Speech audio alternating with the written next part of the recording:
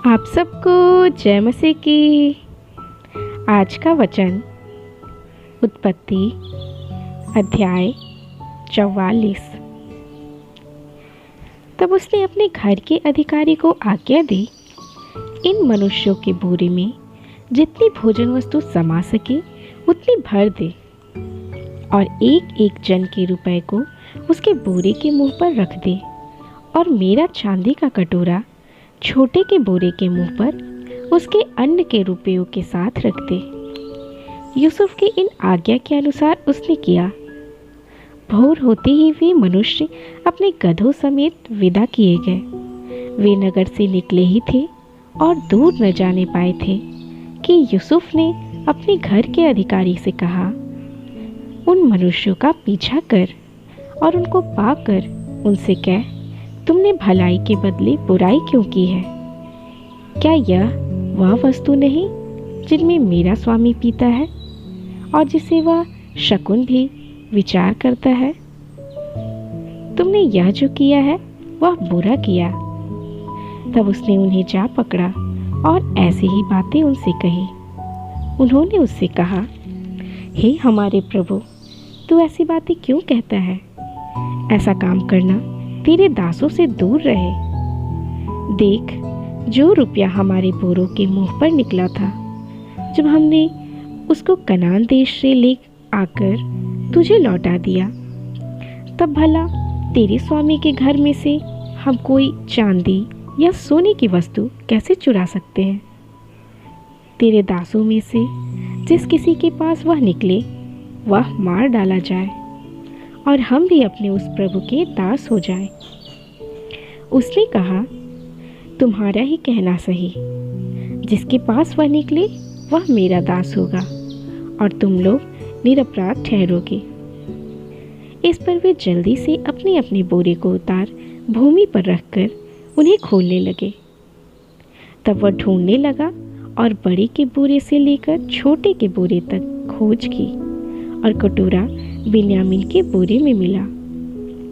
तब उन्होंने अपने अपने वस्त्र फाड़े और अपना अपना गधा लाद कर नगर को लौट गए। जब यहूदा और उसके भाई यूसुफ के घर पहुंचे और यूसुफ वहीं था, तब वे उसके सामने भूमि पर गिरे।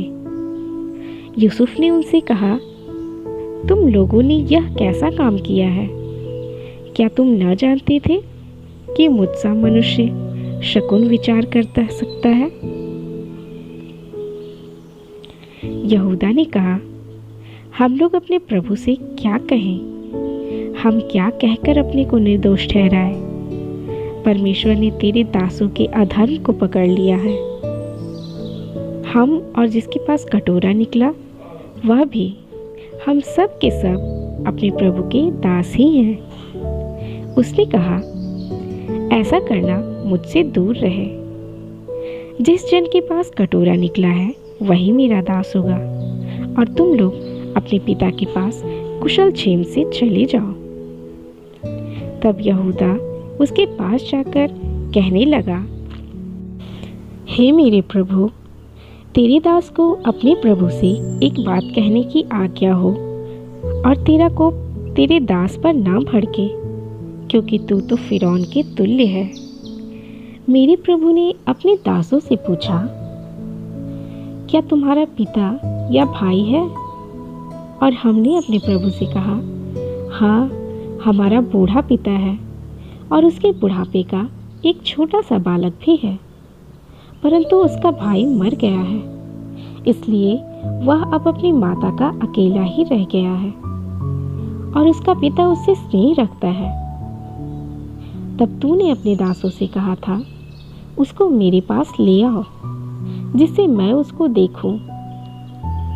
तब हमने अपने प्रभु से कहा था, वह लड़का अपने पिता को नहीं छोड़ सकता, नहीं तो उसका पिता मर जाएगा।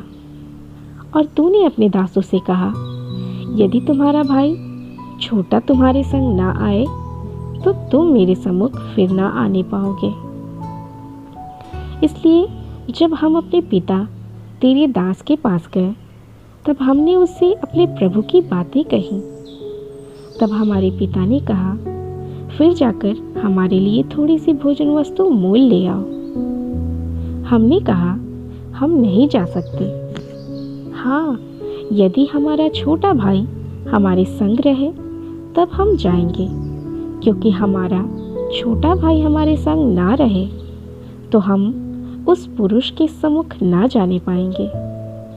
तब तेरे दास मेरे पिता ने हमसे कहा, तुम तो जानते हो कि मेरी स्त्री से 2 पुत्र उत्पन्न हुए और उनमें से एक तो मुझे छोड़ ही गया और मैंने निश्चय कर लिया कि वह फाड़ डाला गया होगा, और तब से मैं उसका मुंह न देख पाया। अतः यदि तुम इसको भी मेरी आंखों के आड़ में से ले जाओ और कोई विपत्ति इस पर पड़े तो तुम्हारे कारण मैं इस बुढ़ापे की अवस्था में शोक के साथ अधोलोक में उतर जाऊंगा। इसलिए जब मैं अपने पिता तेरे दास के पास पहुंचूं और यह लड़का संग ना रहे, उसका प्राण जो इसी पर अटका रहता है, इस कारण यह देख के कि लड़का नहीं है, वह तुरंत ही मर जाएगा, तब तेरे दासों के कारण तेरा दास हमारा पिता जो बुढ़ापे की अवस्था में है, शोक के साथ अधोलोक में उतर जाएगा। फिर तेरा दास अपने पिता के यहाँ यह कह के इस लड़के का जामीन हुआ है, यदि मैं इसको तेरे पास ना पहुँचा दूँ तो मैं सदा के लिए तेरा अपराधी ठहरूंगा। इसलिए अब तो तेरा दास इस लड़के के बदले अपने प्रभु का दास होकर रहने की आज्ञा पाए और यह लड़का अपने भाइयों के संग जाने दिया जाए, क्योंकि लड़के के बिना संग रहे मैं कैसे अपने पिता के पास जा सकूंगा। ऐसा ना हो कि मेरे पिता पर जो दुख पड़ा है वह मुझे देखना पड़े।